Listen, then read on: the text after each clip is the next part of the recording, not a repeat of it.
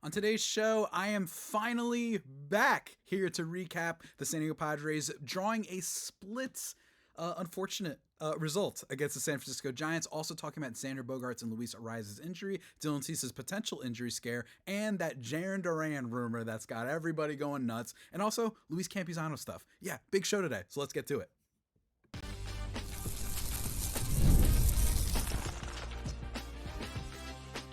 You are Locked On Padres, your daily San Diego Padres podcast. Part of the Locked On Podcast Network, your team every day. Greetings, ladies and gentlemen, and welcome to another edition of Locked On Padres podcast, which is part of the Locked On Podcast Network, your team every day for Thursday, June 5th.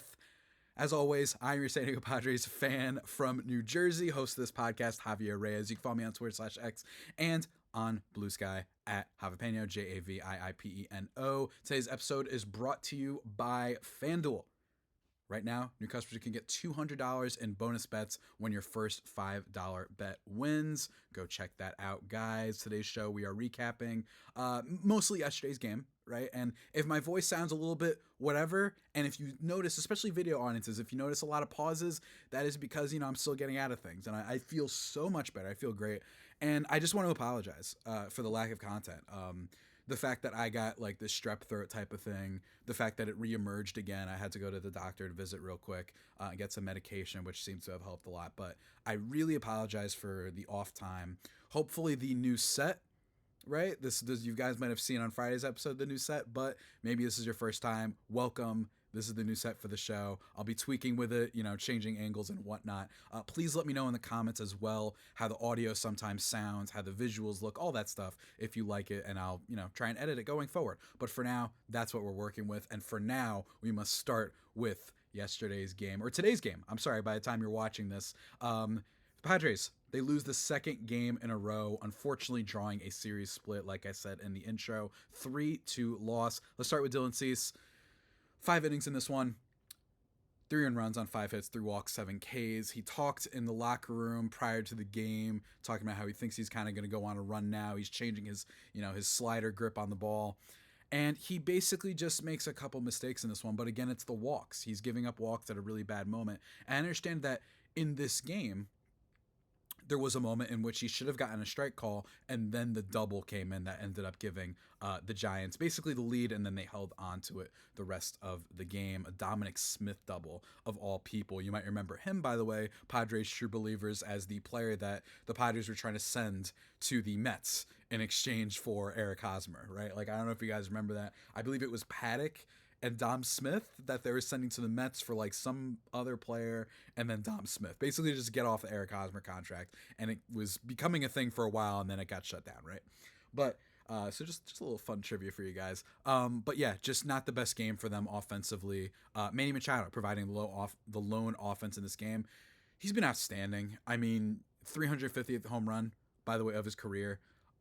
He also had in game 2 of this series, top of the 9th, last chances, bases loaded, that scoop hit that he had a couple nights ago that ended up being the thing that saves the Padres, and then they end up winning the game with a Jake Cronenworth single. So Manny has been, bar none, the best offensive player on the team so far this year, by far.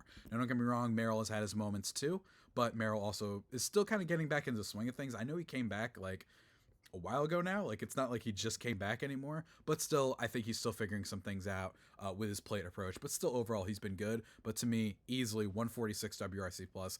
According to his expected weighted on base, he's actually been getting a little bit unlucky, and we're seeing the home runs come in now. The walk rate is the highest it's ever been in his career. He's locked in, and that surgery clearly helped him. Numbers will go down. I don't think he's a 314 hitter, but I don't think he's going to be some 240 hitter like he was last year, right? So I'm really happy about Machado. But unfortunately, that's all the offense, and he even showed up in the top of the 9th in this last game. Starting things off, him and Gavin Sheets both ripping singles. Unfortunately, though, Jose Iglesias and then Jake Cronenworth are unable to get it done. Look, the Padres also got a little bit robbed in this game. Fernando Tatis Jr., frankly, got robbed a lot this week. And I think we got to talk about him for a second. Because in this game, he had a flyout in the 8th inning that had an expected batting average of 960. It seems like the wind just killed it, but he made good contact. He actually did a little bat flip. I think he thought it was gone. He's been a lot better lately, and this isn't the first time he got robbed this series, right? In game 2, when he was it last night's game or game 2, they went 3 for 5 with a double. He also, each night in game 1 and game 2 and game 3, he had a ball robbed from him, right? Jung-Ho Lee ran it down, 111 mile per hour line drive, leading off Tuesday's game. That had a 73% hit probability and a 106 mile per hour drive with a 72% hit probability that Lee also got with a sliding catch in the second inning. So like he got robbed this week, but like you saw some plate discipline, you saw a couple walks. Maybe he's figuring some things out. I never was one of those people who was like, Tatis is in danger, but it was a little bit more than a slump. I think he's tinkering with some things, figuring things out. And I don't think he's all of a sudden going to be this ground ball gremlin who hits the ball into the ground all the time. It's going to come back. But if you're expecting MVP, maybe that will change a little bit. Tatis has been the best overall player on the team this year when you account for his exceptional defense in right field so far this year. But Manny's been the guy offensively, and we got to praise him for that. And then lastly, Dylan Cease, big takeaway. I mean, we're still just waiting. I've been waiting for him to go on a run for a while now. Maybe he will, but he actually gets hit by a line drive in this game. That wasn't good. He ends up staying in there, right? He ends up staying in there, so it's not like a serious injury as of right now. And I'm currently checking Twitter just to see if anything happens. But 104 mile per hour Matt Chapman liner. He stayed in the game, but that is something to look out for. By the time you're watching this episode, that might change. Hopefully it doesn't, because they need him. Because with Michael King on the shelf and the team clearly being cagey / lying about the Yu Darvish health situation, because I remember hearing he was supposed to be back in June, and now there's no real word, they can really not afford another injury to one of Nick Pivetta, of Dylan Cease, guys of that, kind of nature. They just can't afford it right now. I mean, Ryan Berger got to start this week, and he did great, but otherwise, not great, folks, not great. And speaking of injuries, we got to talk about a couple of those, including some for Xander Bogaerts and Luis Arraez in just a second, guys. But first, a word from our sponsors. And folks, our sponsor is a classic one, right? It's our friends over at FanDuel. Let me tell you about FanDuel real quick. The NBA playoffs, we're in the finals, baby. And every night of this series is going to deliver highlight-worthy performances, a bunch of momentum shifts, and can't-miss moments. And whether it's a game-winning shot or a breakout player, there's never been a better time to get in on the action with FanDuel, making it easy to stay in the game before tip-off and live with player props, performance trends, and same-game parlays. Fans have more ways than ever to play smart and win big. So go check it out, guys. And if you're new to FanDuel, it's the perfect time to sign up. Head to FanDuel.com and place your first $5 bet. And if it wins, you'll get $200 in bonus bets. Make every moment more with FanDuel, official sports betting partner of the NBA.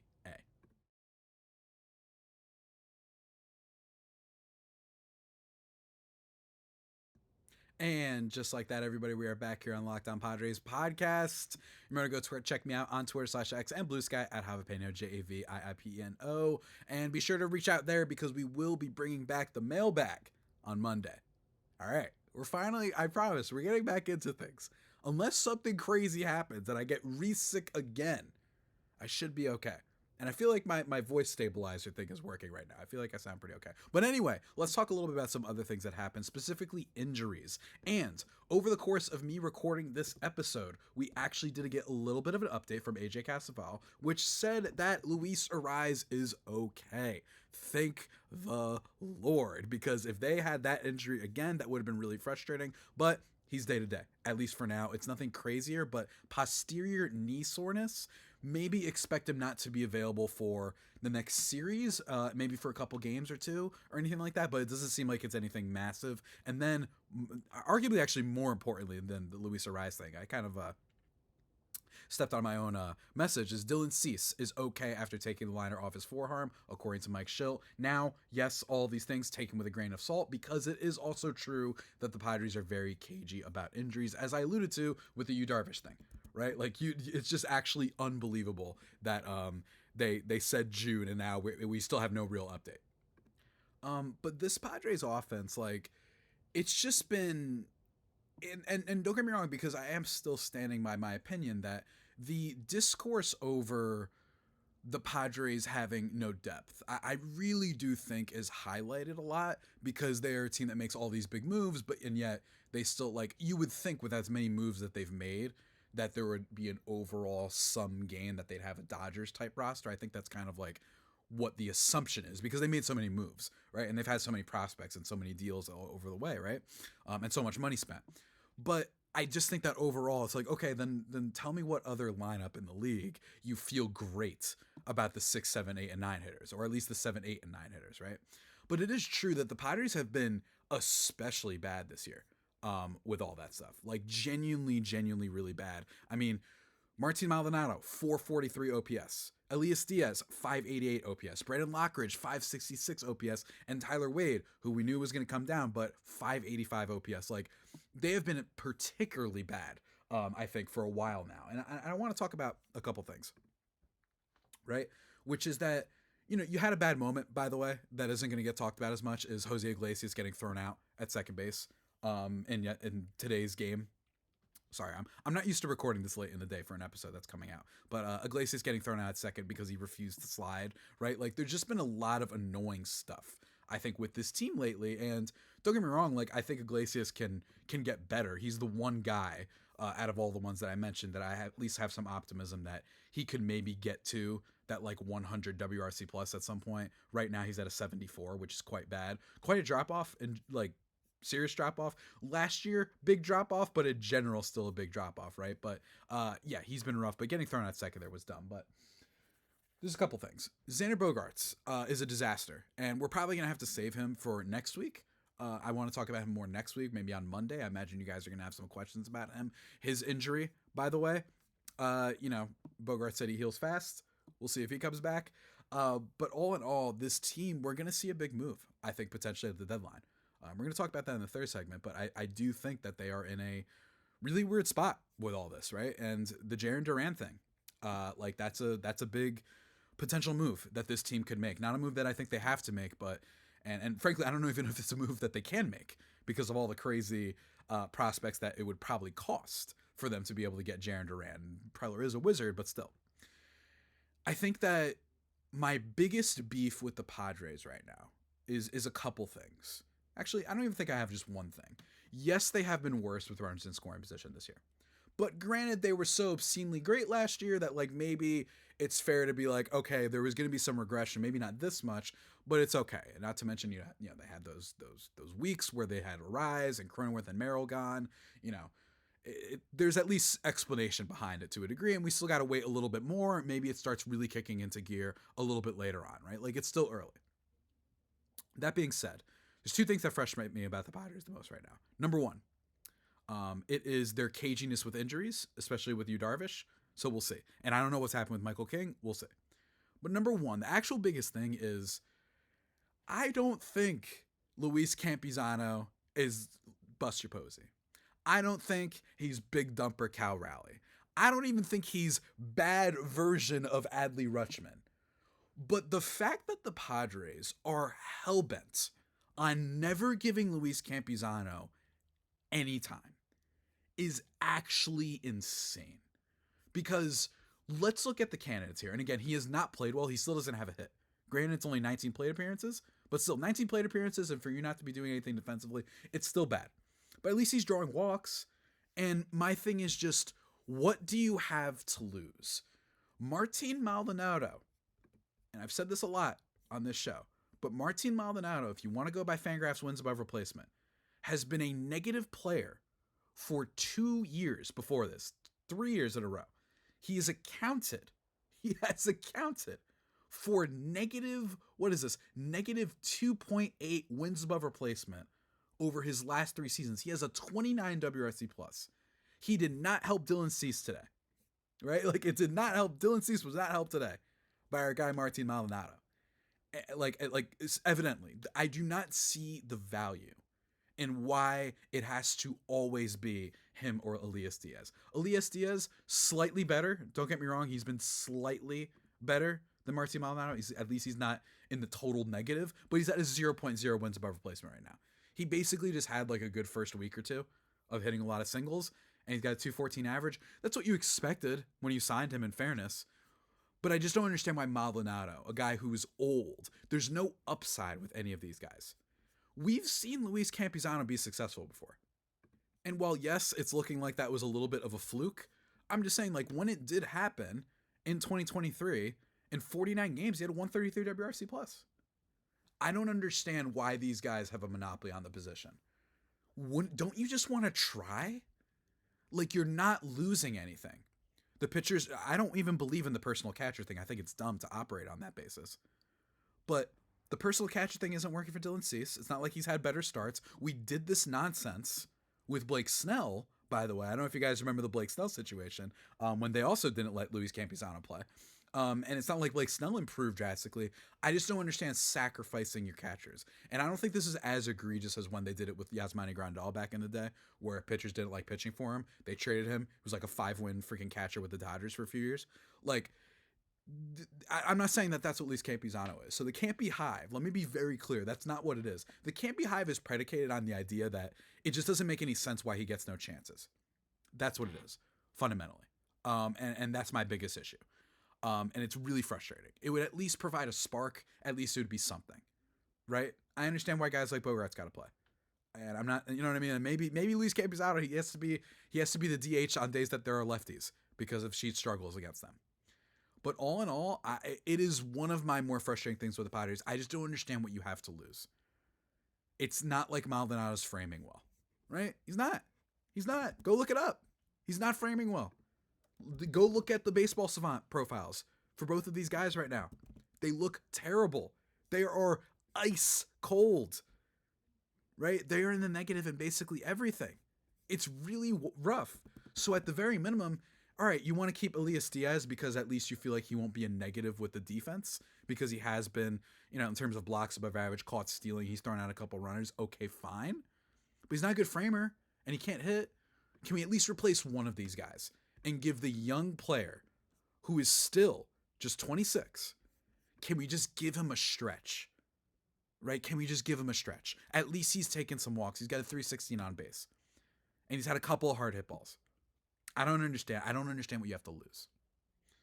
But folks, apparently you do have a lot to lose. And the Padres do have a lot to lose if they make this trade for Jarren Duran. Let me tell you, folks, because it is a bombshell of a report. I'm excited about it. But man, we are once again in the zone, the age-old question of can Preller calm down and say, maybe this is the way that we win because we keep doing this and it doesn't work. But then sometimes it does work a little bit with last year's trades. I don't know. But we're going to talk about that in the final segment of today's very weird show, my get back to business, get back into the groove of things show. But first, one more word from our sponsors.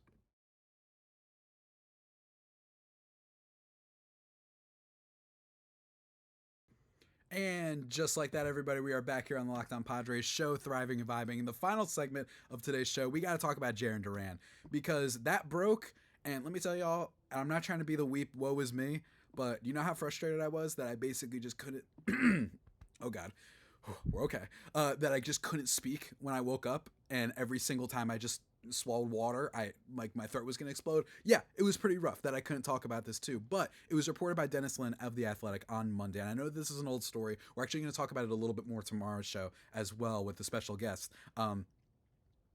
But they may be interested in Jarren Duran is the report. Now, here's the thing. They were also interested in Jarren Duran last year as well. And the Padres usually, like when they're interested in someone, like they kind of stick with it. Right? We've seen this happen a couple times with Juan Soto, Josh Hader, great example. They were interested in him in like 2020 and then eventually traded for him, obviously, in 22. I think that there's a couple things with this. Number one, Jarren Duran, very good player. He's a 1-win player this year.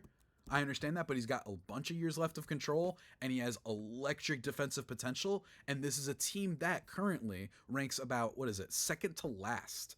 Let me tell you guys, they rank second to last in the majors with a 530 OPS from their left fielders. Yes, they've had a couple good defensive moments. That's the one good thing that's been nice. Jason Hayward a little bit, Brandon Lockridge a little bit, but all in all, pretty rough. And then their catchers, by the way, if you're curious, reside at the bottom with a 592 OPS.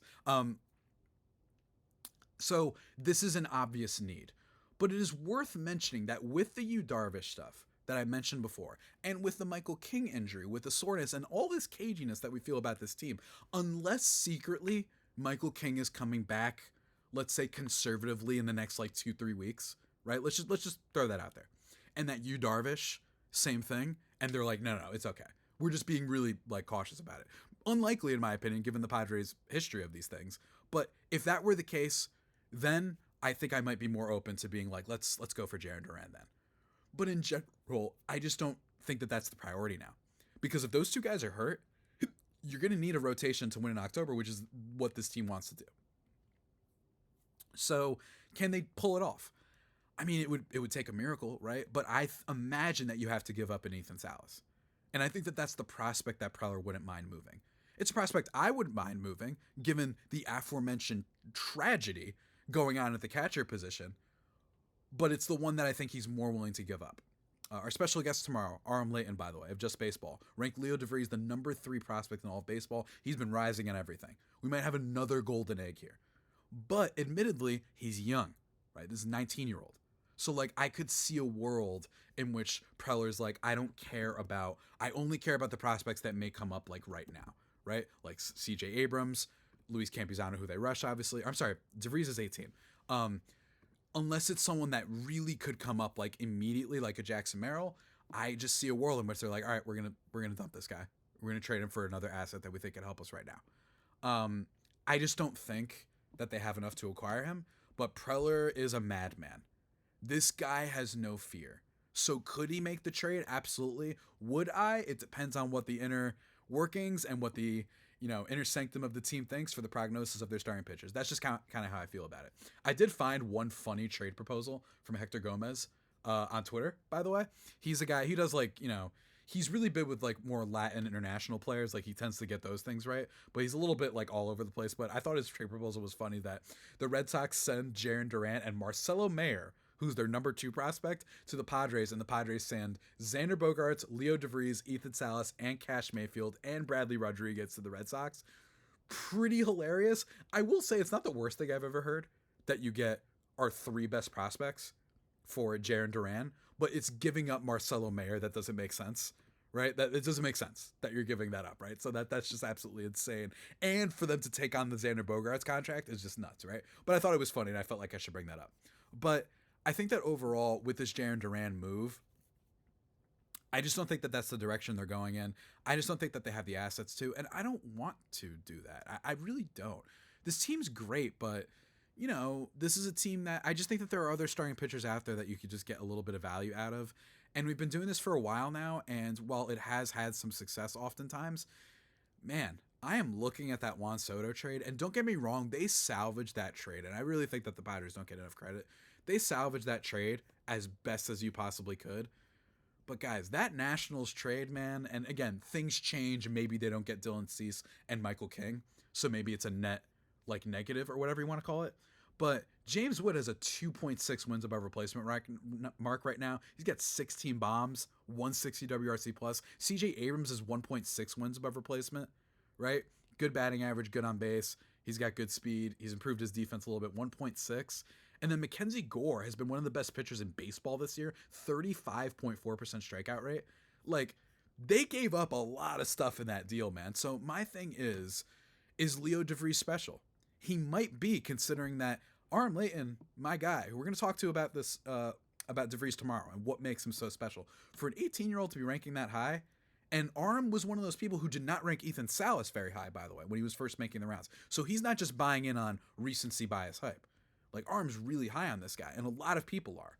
Like, do I want to give that up for Jarren Duran? And I understand because they've been so bad in left field, but I just wonder if there's a world in which you can go find an outfielder, right, on the Marlins, on the Angels, who's not going to cost one of these golden prospects, right? Maybe you have to give up Cobb Hightower, right? Maybe you have to give up Tirso Ornelas and a couple other guys, and maybe at worst Cash Mayfield, right?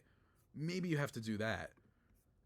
And then you go get like a decent starter, just some depth options, just get a little bit of a surplus. I think that the attitude they had in 2023 when they went out and got G-Man Choi, they got another reliever who was underperforming in Scott Barlow, and Garrett Cooper, just patching things up and saying, you know what, this team has been so bad this year, and we don't know what's going to happen necessarily. Let's just patch things up a tiny bit and not go all in.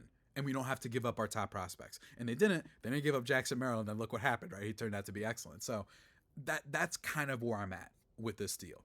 And I really do think that depending on the Michael King and Yu Darvish health, that will determine things. I will say, though, with the Michael King and Yu Darvish health thing, Padres pitching was good this week. Stephen Kolek was really good. Shutout game for him. I love Stephen Kolek. I'm obsessed with this guy. I think he's really, really good. And then Ryan Berger came up and, 6 hits. Only 2 strikeouts, but only 2 runs. Like, he survived in a spot start, not a spot start, but given we weren't expecting this to be a thing. And then Dylan Cease, I just have to believe is going to be better. And Nick Pivetta, he gave up 5 runs. He fell apart. He basically only makes 2 bad pitches, though, and he's been excellent this year. You're still going to have him going forward. I'm just wondering, is there just some kind of rental? Can you rent Framber Valdez from the Astros for half a season and not give up one of your top prospects? I think you can. I don't. And by the way, if they're asking for more than that, then I wouldn't do that just for a rental. I just think you can do that, man. I really do. I like this team. I think it's a good team, but I'm not all in on going all in. I think is where my position is, and it's been that way for a while. And I understand there have been times when I've been dead wrong. I get that, right? Last year I was against it, and it ended up being really close, right? Like, I think that Padres team makes the World Series if they didn't get stupid in games 4 and 5, right? The relievers were excellent, and Jason Adams is still providing value right now. I get that. But overall, I'm still looking at this and saying, man, it would have been nice to have those extra assets, though. You gave up a lot of pitching prospects for that, right? By the way, Ryan Weathers, pretty good, right? Ryan Weathers doing pretty okay with Miami right now. I'm just saying, maybe just do some buy low guys right now. But again, we'll have to see. We'll have to see. Because every time I've said that, Preller's been like, screw you, we're going big. Right? Basically every year, with the exception of 21, with the Adam Frazier trade. I feel like that was the only one when Max Scherzer didn't go through. It's kind of the only one where it didn't happen. We'll just have to see, though. We'll have to see. But with that all being said, guys, that about does it for today's edition of the Locked On Padres podcast, the comeback episode of the Locked On Padres podcast. Stay tuned for tomorrow's episode, where I'm going to be talking about with Aram Layton about these aforementioned prospects, maybe some other ones you haven't heard about. Maybe ask him whether or not he thinks Jarren Duran is going to happen. Always fun having him on the show. I am once again so sorry about the health issues, but we're back, and hopefully better than ever. So until next time, stay safe, and of course, stay faithful. My Fire Faithful homies, take care.